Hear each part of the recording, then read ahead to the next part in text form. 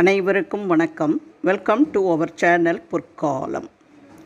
மகத்துவம் நிறைந்த ஆடி அமாவாசை 2025 சிறப்பு பதிவு தான் இந்த பதிவில் நம்ம பார்க்க போகிறோம்.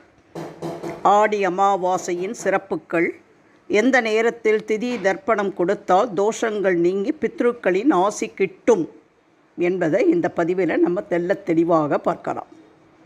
இந்த பதிவை பார்க்குறதுக்கு முன்னாடி இதுவரைக்கும் எங்கள் சேனலை சப்ஸ்கிரைப் செய்யாதவர்கள் உங்களின் மேலான 2 நிமிடங்களை ஒதுக்கி எங்கள் சேனலை சப்ஸ்கிரைப் செய்து முழுவதுமாக பார்க்குமாறு கேட்டுக்கொள்கிறேன். வாங்க நம்ம வீடியோக்குள்ளே போகலாம். ஆடி அமாவாசை. அமாவாசை என்பது முன்னோர்களை வழிபடுவதற்கும் அவர்களின் அருளை பெறுவதற்கும் ஏற்ற நாளாக சாஸ்திரங்கள் சொல்கின்றன. மாதந்தோறும் அமாவாசை திதி வந்தாலும் வருடத்தில் ஆடி, தை மற்றும் புரட்டாசி மாதத்தில் வரும் மகாலய அமாவாசை ஆகிய 3 அமாவாசைகளும் தவறக்கூடாத மிக முக்கியமான அமாவாசை நாட்களாக குறிப்பிடப்படுகின்றன. ஒவ்வொரு மாதமும் வரும் அமாவாசையில் விரதமிருந்து முன்னோர்களுக்கு தர்ப்பணம் கொடுத்து வழிபட முடியாதவர்கள் இந்த 3 அமாவாசைகளில் விரதமிருந்து முன்னோர்களுக்கு தர்ப்பணம் கொடுத்து வழிபட்டால் வருடம் முழுவதும் தர்ப்பணம் கொடுத்து வழிபட்ட பலன் கிடைக்கும் என்று சொல்லப்படுகிறது. ஆடி அமாவாசையின் சிறப்புகள். தட்சிணாயன புண்ணிய காலத்தின் துவக்க மாதமான ஆடி மாதத்தில் பித்ருலோகத்தில் இருக்கும் நம்முடைய முன்னோர்கள் நம்மை பார்ப்பதற்காக பித்ருலோகத்திலிருந்து புறப்படும் மாதமாக சொல்லப்படுகிறது. அதனால் ஆடி அமாவாசையில் நாம் கொடுக்கும் தர்ப்பணத்தை நம்முடைய முன்னோர்களே நேரடியாக ஏற்பதாக ஐதீகம்.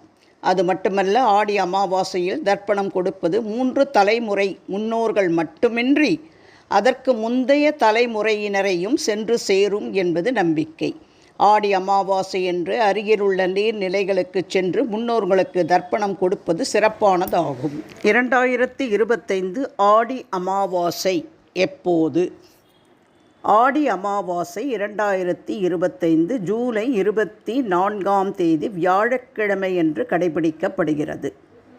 அமாவாசை திதி 24/7/2025 அதிகாலை 3:06 மணிக்கு துவங்கி ஜூலை 25/7/2025 அதிகாலை 1:48 மணி வரை உள்ளது.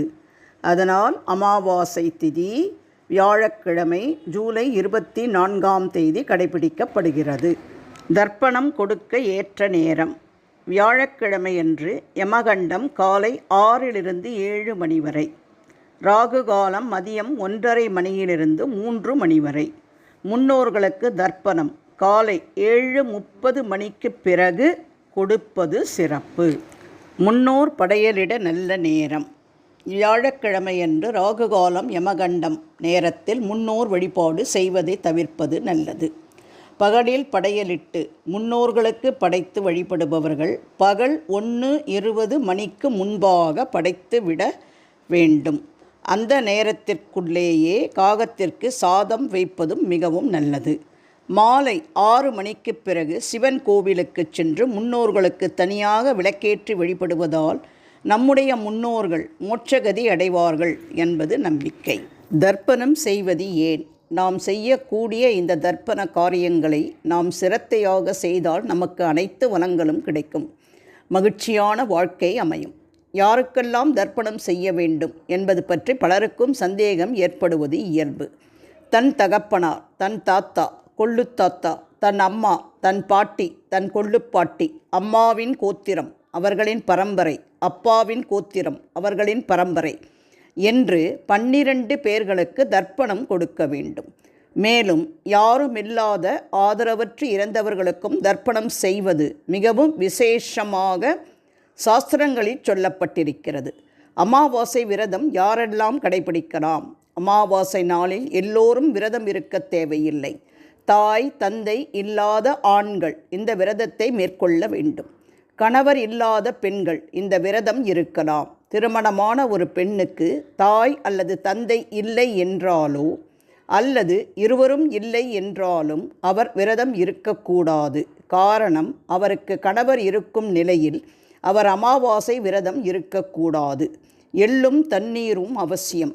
ஒரு ஆணுக்கு தாய் இல்லாவிட்டாலோ தந்தை இல்லாவிட்டாலோ அல்லது இருவரும் இல்லை என்றாலோ அவர் அமாவாசை விரதத்தை கண்டிப்பாக கடைபிடிக்க வேண்டும். தர்ப்பணம் கொடுக்க வேண்டும்.